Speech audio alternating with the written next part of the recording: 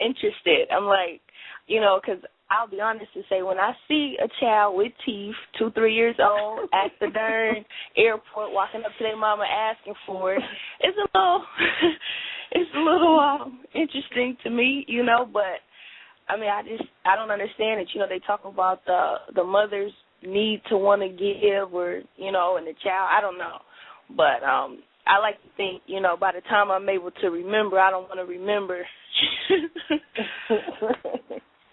You know, I think in that sense it has so much to do with the bonding process as well. Again, sometimes, you know, moms are just not ready to let go of that.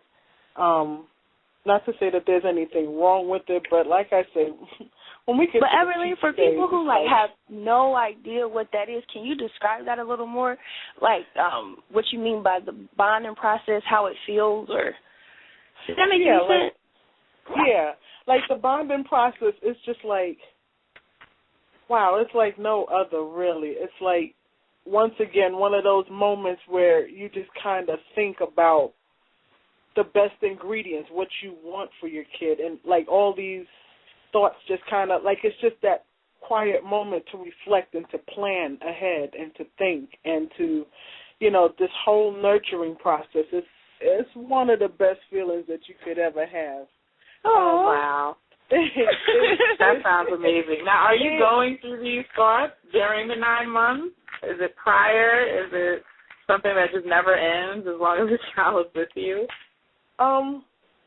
You'll see. Like, it's like, it happens before, but especially after birth, it's like once you've waited and you see the results, it's like you plan to do the best of what's everything. Like you just do things more. Like you just plan better. Like you just step up your game, really.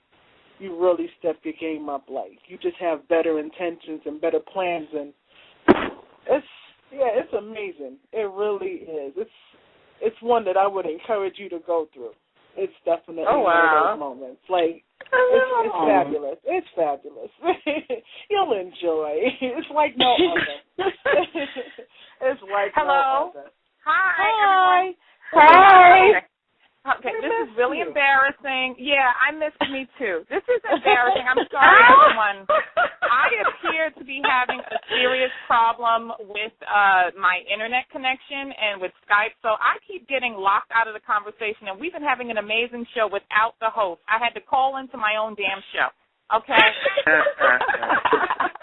I thank everyone so much for picking. This is really a low-budget ghetto operation, and I really appreciate everyone who is hanging in there with us. As we get more money, more funds, and more publicity, we will definitely be able to afford some higher quality equipment, and we won't have things like this happening. I do apologize. We've got some callers, actually, that are in queue that are waiting.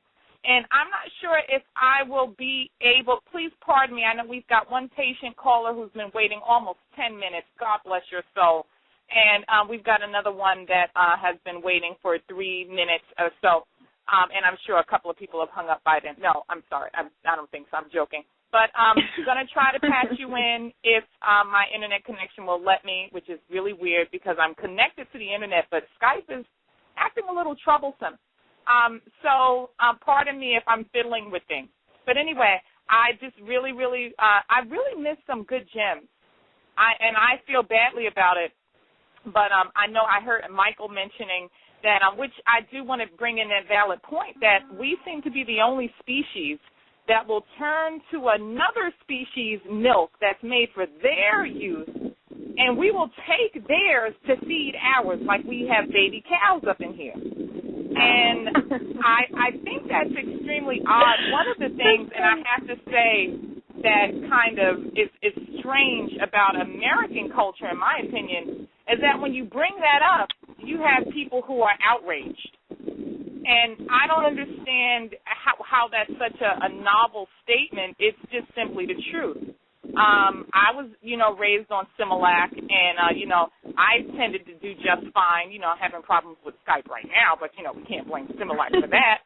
And Similac is a beautiful thing. It really is. The formulas are quite beautiful things, especially today how they're, just putting so many ingredients in there. But what they're trying to do is mimic the real thing, which is human breast milk. So, interesting. And I know, Everline, you were talking about, breastfeeding yourself. I'm sorry, if you don't mind, can you kind of recount your breastfeeding journey for me again, just briefly? Actually, it was pretty cool. After I gave birth, actually, I didn't get to see her right away, but they kind of, luckily the hospital staff kind of looked at my hair and they was like, okay, we know that if we're going to feed her in between time, we're just going to give her like soy formula. So luckily they had some staff on hand that kind of made that decision when I wasn't available to start feeding just yet. However, she took to both. She was on both formula and breast milk, and she continued with breast milk for about 4 months. Let me just add, if there are any breastfeeding mothers, they have what you call WIC, and WIC gives you a supply of like cheese and dairies and so on and so forth. When just keep in mind that what you intake is what the baby intakes. So like for her, because they gave me like a lot of cheese and stuff, I made macaroni and cheese. I flipped the script. But now when it came to her, because of the breastfeeding, like it constipated her. Okay. So I would probably encourage, like a lot of times they'll tell you to drink lots of clear fluids like water or juice, but you may want to stay clear of foods that are gassy and so on, because they in turn go through the breast milk and, they can affect the baby. The great benefits other than bonding is the fact that it reduces SIDS, which is like a common known crib death of, when which normally is labeled with suffocation, but when a baby is breastfed, one of the things that are encouraged, especially with babies that are being fed with formula, is for them not to lie on their stomach, because formula has a thicker consistency, and isn't that something? Especially with newborns, because they're not really strong in the neck to kind of turn and raise their head. It can cause a problem, so to speak. But when babies are breastfed, because the milk is lighter, they tend to feed more often. So though you'll be up more often at night, not only is it better, but it reduces the fact that they have, breast milk is not as heavy as formula. Okay. There's a lot of benefits to breastfeeding, but they do encourage that quite often. But it does reduce the risk of SIDS. Okay. Did anybody want to jump in? I really have to apologize for just not being a part of things, and thank God, we're amazing, and we just carried it off anyway. I just wanted to know if anyone had a comment about that before I get on my rant. A comment about breastfeeding? Yes, or, yes, breastfeed. You know what? As a matter of fact, I'm just going to jump in right there, and then typical woman, right? Typical woman. Oh, you teasing us, huh? You teasing us. I'm being a woman. I really want to communicate, but no, I just really want to talk and have you listen, really.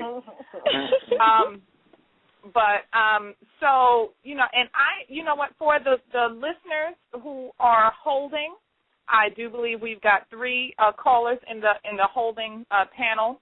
Well, actually, we've got 2. I am not going to be able to take your calls tonight because I'm not connected to Skype, and that's the way you guys are coming in. You guys are coming in through the Internet. Let me just make sure. I don't want to, insult or diss anyone because, we love you guys calling in. Let me just see if it works. If it doesn't work, I do apologize.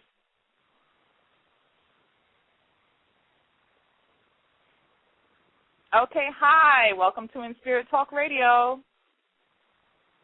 Okay, yes, it does appear that we will not be able to take calls tonight because of the Internet situation. My apologies to everyone. Thank you so much for calling, and let's do it again next week where you call in and, and you get your voice heard, because that's really, really what this show is about.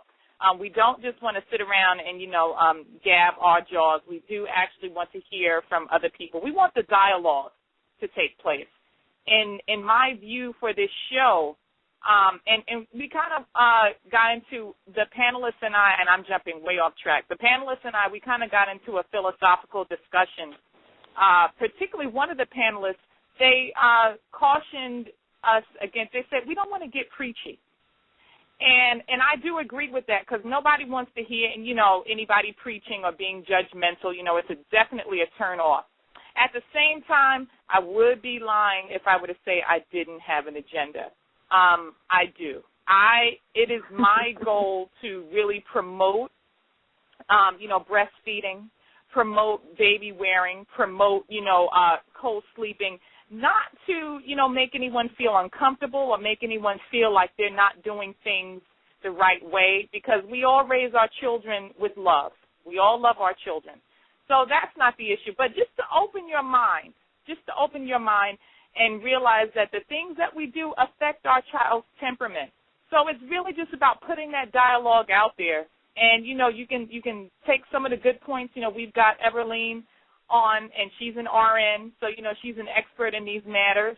You can take, advice, take what you want and leave the rest, or, say bah to all of it. It's a free country. But, just putting that dialogue out there. And I know I can say for me, just for breastfeeding, and I think I caught Everline when she was saying the satisfaction that you get from breastfeeding. First of all, guys, know this too, dads know this too.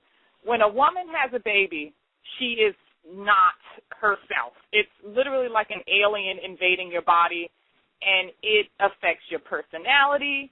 It affects your mental state. It affects everything, including your body. It's a very, very, can be a very difficult time, especially for me, because I had a baby when I was kind of up there.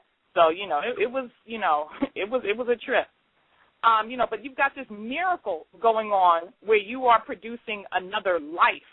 So, there's going to be some ups and downs with that. What I found with breastfeeding is that it increased my self-esteem so much. The fact that I was able to provide and be the sole source of my child's nutrients, and that I was able to do this, it was just a real psychological boost for me. And I found that was one of the unexpected benefits of breastfeeding. Does anyone have a comment on that? You know what? I just have to ride on that coattail and absolutely have to agree. It's like you just kind of get this second barrier of an armor. It's like you and your baby, and you know what? It's kind of like you just kind of get this strength, like, you know what, you're not even going to mess with this. You're not even going to touch it. Like, I definitely agree with that. Yeah, for me, and I don't know, I've read that breastfeeding, when you're breastfeeding, it releases endorphins in both. Yep. I'm sorry?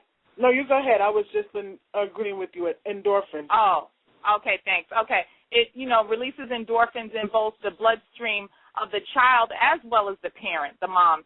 And I definitely saw that. And not only that, it's a great sleep aid. The minute my daughter would start breastfeeding, I was like, okay, in 2 minutes she's going to sleep. And, right. and so was I most of the time. Most of the time so was I. So it releases those endorphins.